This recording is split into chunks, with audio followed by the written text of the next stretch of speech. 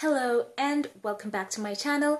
Glad you've tuned in, and if you're new here, consider clicking that subscribe button. I would love to see you again, and I would love you to be a part of this channel. So I am here to talk about The Last Jedi, and this film has been one that we have all been looking forward to, and this is an amazing time for me to talk about it with you. And if you haven't watched this film, please, after I finish the non-spoiler part, go and watch it. Do yourselves a favor and go and have an amazing experience, spoiler-free, and form your own opinions. But I will, for you, give a non-spoiler part to this review. So let's go into it. Let's talk The Last Jedi. So, what do I think about The Last Jedi? Non-spoilers, guys. It is entertaining, amazing character development for all the characters, spectacular action sequences for sure, and it has just got so many amazing surprises throughout the film. It has so many nods to the prequels as well as the original trilogy, and it is done so tastefully. And I'm telling you guys, go and watch this film. I cannot recommend it enough.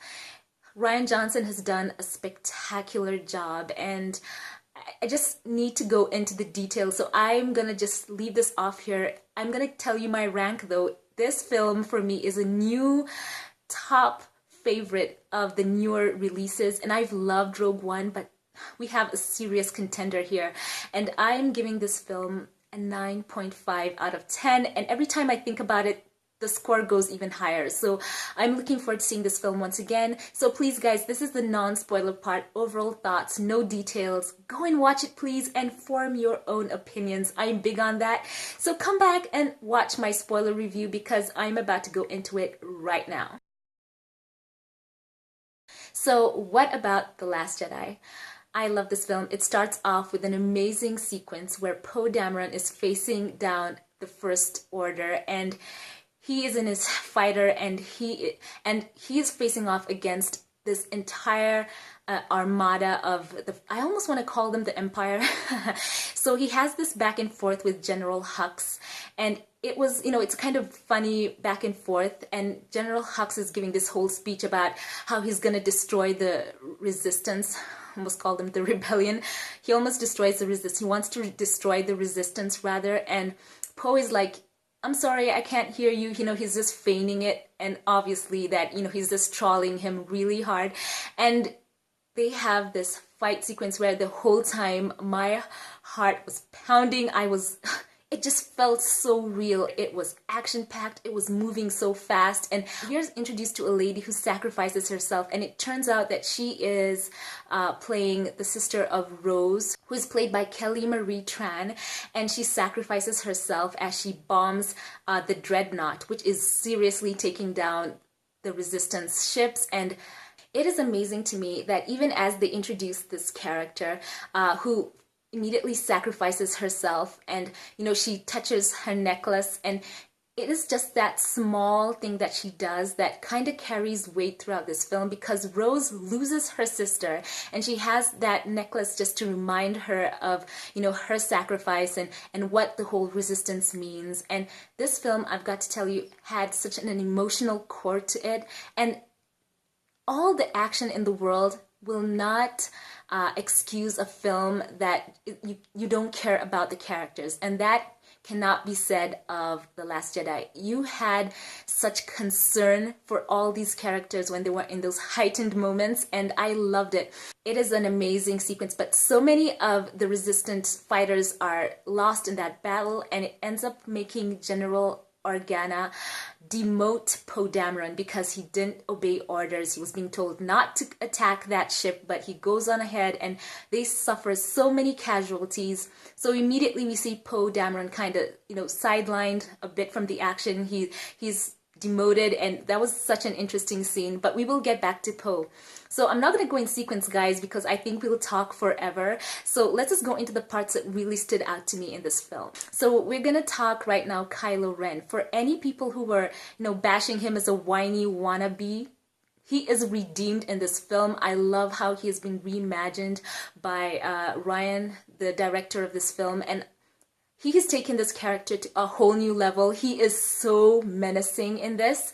I loved it. And it's amazing. He balances that act of being a baddie with that conflict that he had even from The Force Awakens. And it's so much more poignant in this film. You can sense it that he is second guessing himself.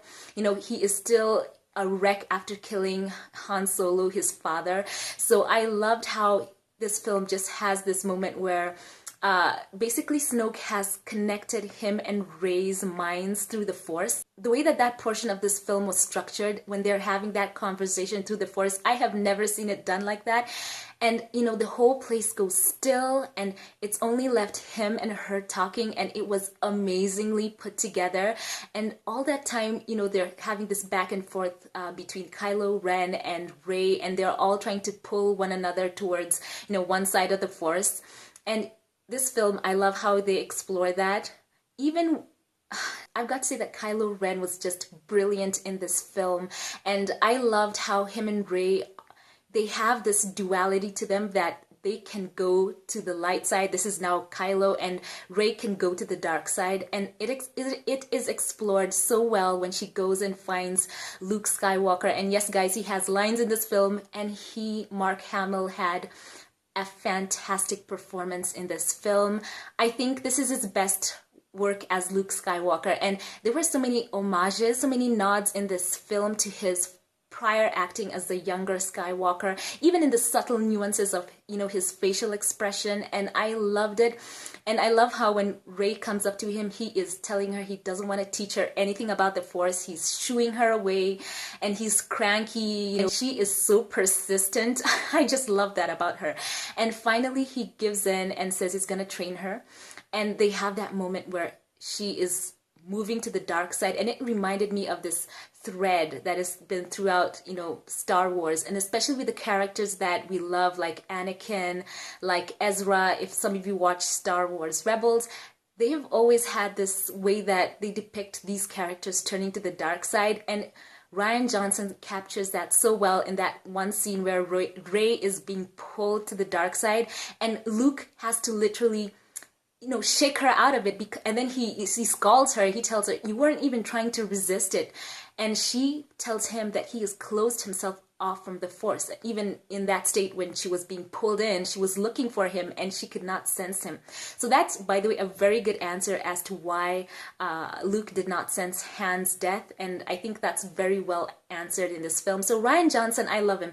He was able to really meet the expectations of fans, and at the same time, when you expect something, he just totally goes, like, if you expect him to go right, he goes left, and it is an amazing surprise. So I love how Luke is suddenly aware that, Han is dead, and guys, Luke had so many amazing things to pull off through the Force in this film. And in this film, it is amazing to me how we get to see a new usage of the Force.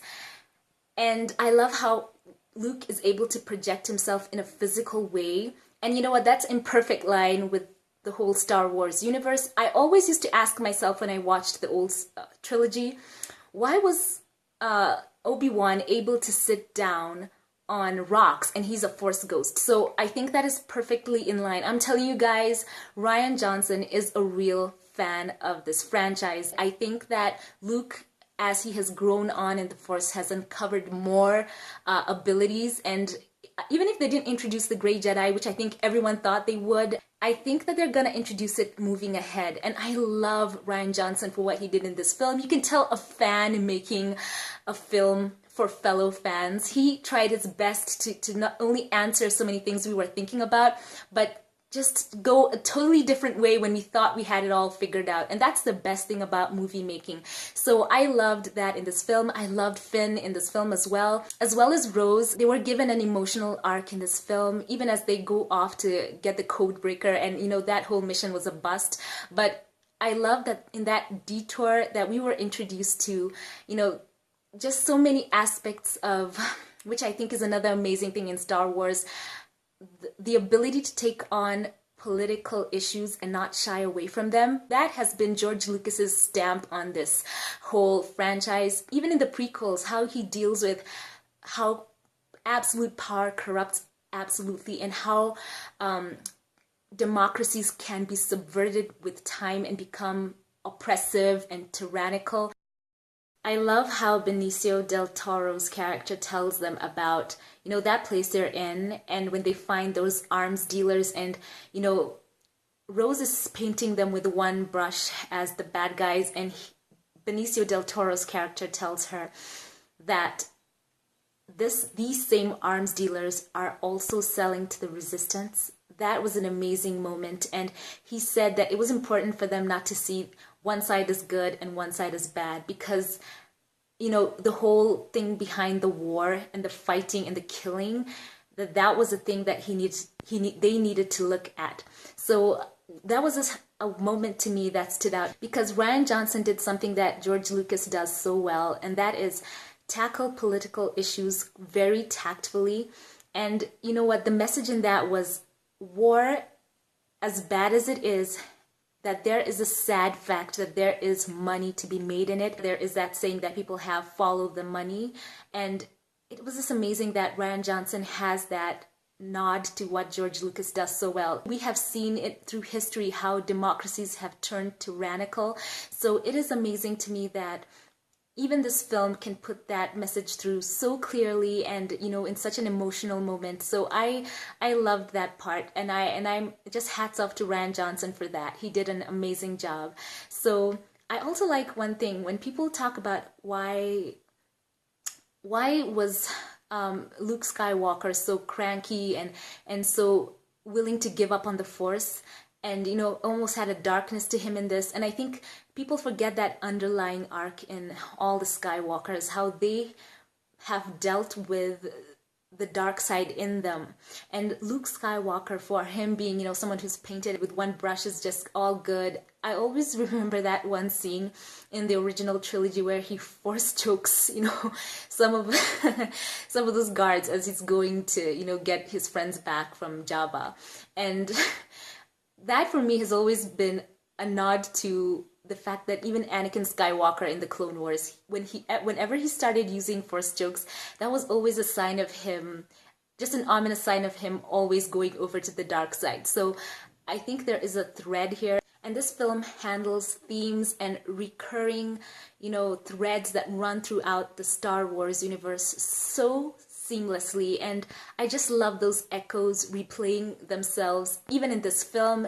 Nods to The Empire Strikes Back, The Return of the Jedi. I saw glimpses of those arcs in this film, and you know what, they did not bother me at all. George Lucas has always stressed the echoes throughout the Star Wars movies, and he incorporates them on purpose, and I love that Rian Johnson did that as well. So that was another amazing thing for me. So this film has just been a big win. I loved it so much. And guys, I'm going back and forth in this film because there are so many parts that stood out. There's that moment when Kylo Ren is about to make a run on the Resistance ship where his mother is, and he senses her and Leia senses him, and he's about to blow up the ship and he chooses not to. And guys, this is amazing. I didn't watch the trailers. I heard people say that was in the trailers. Didn't watch them. So I'm glad I followed that directive.